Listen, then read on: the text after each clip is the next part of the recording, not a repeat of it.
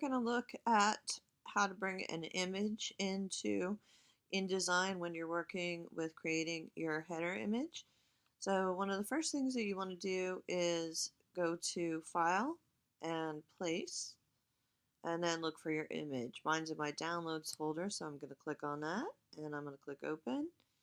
And then you'll see it loads onto the cursor here. So I'm just going to click, because I'm not sure exactly where I want to place that yet.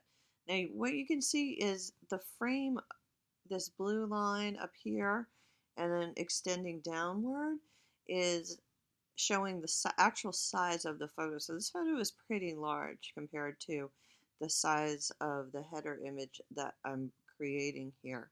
So we can only see the parts that actually fit on that page. But if you want to resize an image, you can do it two ways. One, let's say I want to take this to about half size.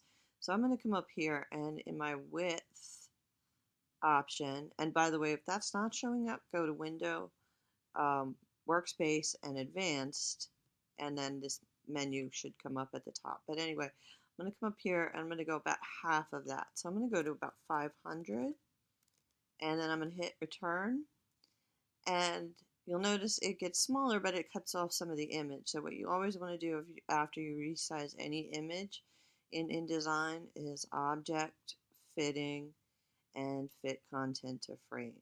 So now you can see we've got more of that image showing than we had before because the image is smaller. We could even go smaller than that. Another way to size your images, though, is to kind of click and drag. I wouldn't recommend really doing this.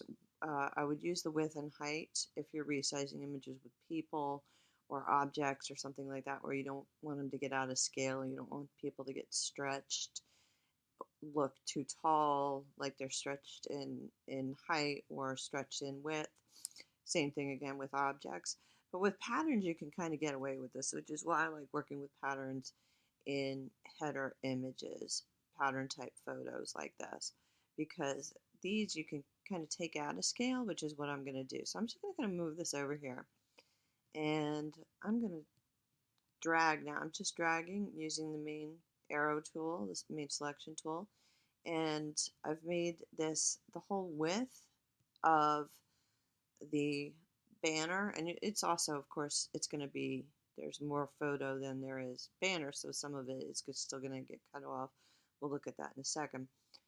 But I'm going to go to Object, Fitting, Fit Content to Frame, and now it all kind of fits in there. And it does look a little bit distorted to me, actually, so I think what I'm going to do here is make that a little bit